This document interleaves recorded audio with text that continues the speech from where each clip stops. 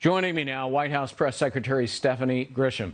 Stephanie, thanks for being with us. When the White House impeached Bill Clinton 2 decades ago, there was an immediate vote within minutes to send it over to the U.S. Senate because it was a fairly strong case. 11 potential felonies identified by the independent counsel Ken Starr. Here, none are identified.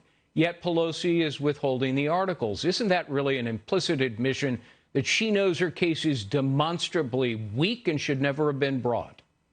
Absolutely. I think that this has backfired on her and that she has overplayed her hand. So now her only move is to hold these articles of impeachment so that they can at least keep yelling the word impeachment and have that hanging over the president's head as we move into an election year.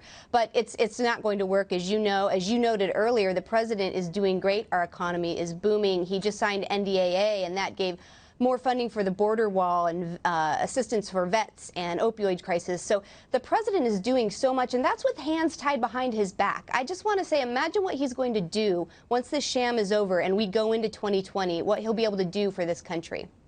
Democrats denied Republicans and the president any measure of fundamental fairness or due process in the House proceedings, threatening witnesses, hearings behind closed doors, shutting down attempts by Republicans to call their own witnesses. Isn't it dishonest and duplicitous now for Nancy Pelosi to demand due process in the U.S. Senate, the same due process she denied in the House? The word I would use is pathetic. It's absolutely pathetic. You've got to remember, this entire thing started when the president himself released 2 transcripts to show that he did absolutely nothing wrong. If I were Nancy Pelosi, I would maybe go back to California and think about her state and work on the homelessness problem. She's got a lot of problems in her own state she should be dealing with, and let's just move on and do great things for the country. And, Chuck Schumer all the while now is arguing in support of witnesses. Witnesses, by the way, that it was the duty of the House to call, not the U.S. Senate.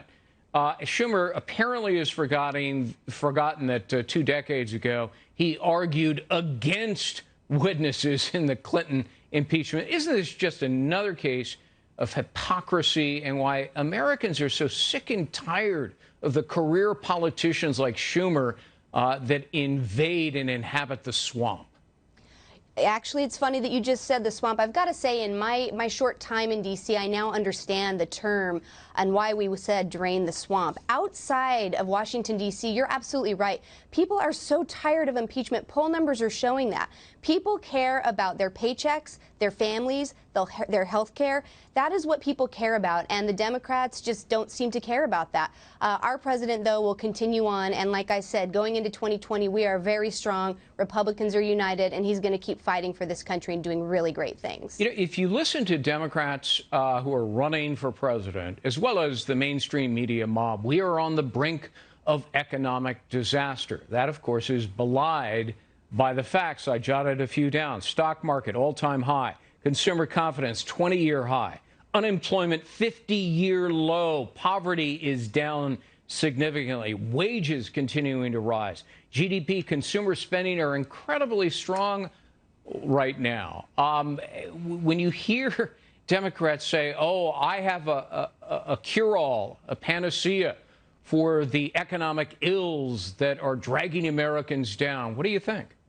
Well, I think that amazing list of accomplishments that you just said is exactly why they continue to fight so hard. They see what this president is doing, and they see the failure of their own party. And so the only thing they can yell now is impeachment, impeachment. They couldn't get away with the Mueller report. Now they've got impeachment. They are desperate. They know that he's going to take 2020, and I think we could get the House back after this, and I think they're very desperate for that. The media, too, they should be ashamed of themselves. For the last 3 years, they have done nothing but cheer on this president's failure, and we can barely get them to admit exactly what you just said. Stock market soaring, jobs doing great. They should really take a look within, and the American people they deserve the facts, and the facts are this president's doing great things for the country. I played some of the clips of the mainstream media a few minutes ago. CNBC article struck me as they cheered on Nancy Pelosi holding the articles of impeachment. Quote, it will stand as a monument to President Trump's dishonesty and corruption.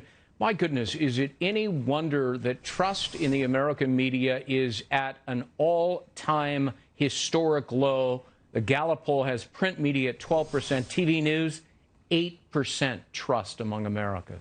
It's really unfortunate, and honestly, I do wish that the media companies would look within and look and know that the American people just deserve better. They have chosen the wrong side here. They have chosen the side of just hating this president. If they could just report the facts, I think the American people would be better served. Stephanie Grisham, White House Press Secretary, great to see you. Happy holidays to you. Thank you. Happy holidays to you. Okay.